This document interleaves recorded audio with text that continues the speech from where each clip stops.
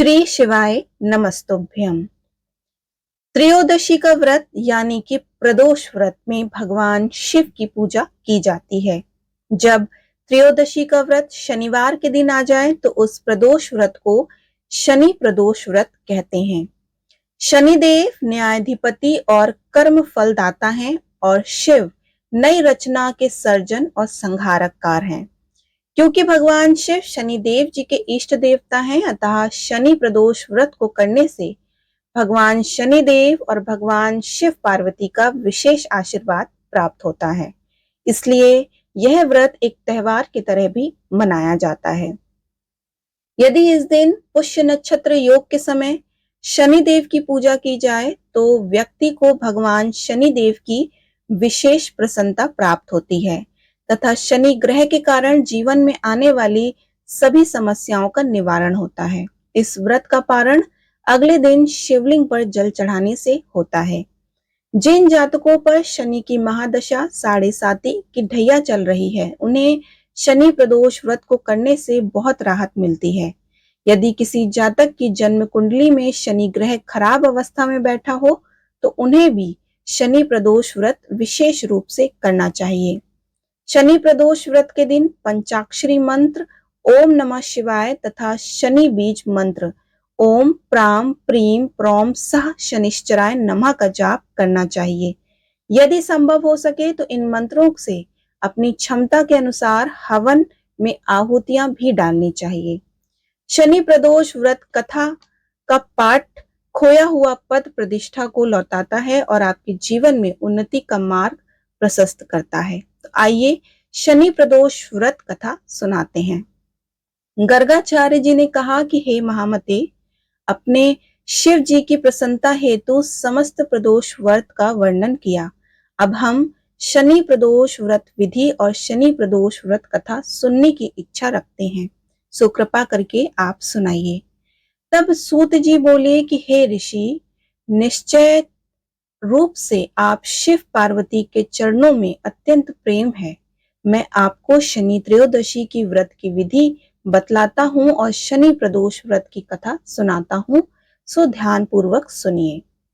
पुरातन कथा है कि एक निर्धन ब्राह्मण की स्त्री दरिद्रता से दुखी हो शांडल्य ऋषि के पास जाकर बोली कि हे महामुनि, मैं अत्यंत दुखी हूँ, दुख निवारण का उपाय बतलाइए। मेरे दोनों पुत्र आपकी शरण में हैं। मेरे ज्येष्ठ पुत्र का नाम धर्म है, जो कि राजपुत्र है, और लघु पुत्र का नाम शुचिव्रत है।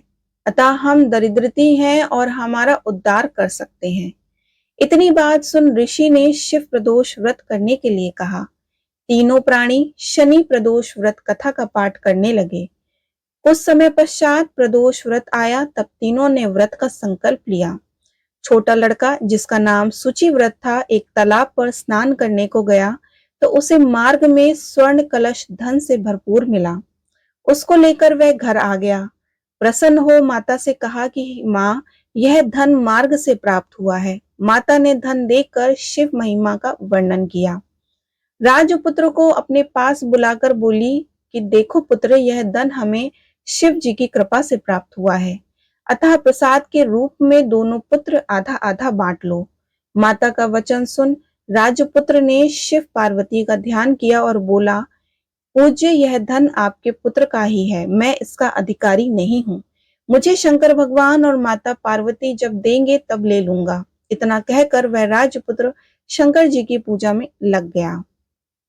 एक दिन दोनों भाइयों का प्रदेश भ्रमण का विचार हुआ। वहां उन्होंने एक गंधर्व कन्याओं को क्रीड़ा करते हुए देखा। उन्हें देख शुचिव्रत ने कहा कि भैया, अब हमें इससे आगे नहीं जाना चाहिए।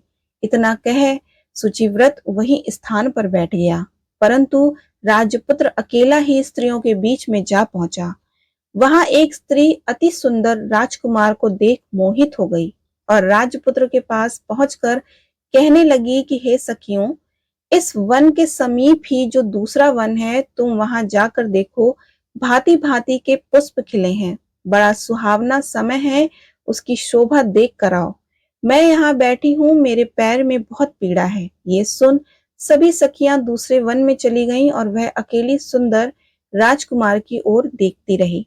इधर राजकुमार भी कामुक दृष्टि से निहारने लगा।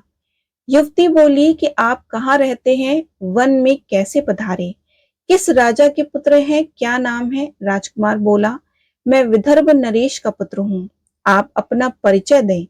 युवती बोली कि मैं विद्रविक नामक गंधर्व की पुत्री हूँ, मेरा नाम अंशुमति है। मैंने आपकी मन स्थिति को जान लिया है कि आप मुझ पर मोहित हैं। विधाता ने हमारा तुम्हारा संयोग मिलाया है। और युवती ने मोतियों का हार राजकुमार के गले में डाल दिया। राजकुमार हार स्वीकार करते हुए बोला कि हे भद्रे, मैंने आपका प्रेम उपहार स्वीकार कर लिया है, परंतु मैं निर्धन हूँ। राजकुमार के इस वचन को सुनकर गंधर्व कन्या बोली कि मैं जैसा कह चुकी हूँ वैसा ही करूंगी, आप अपने घर जाइए।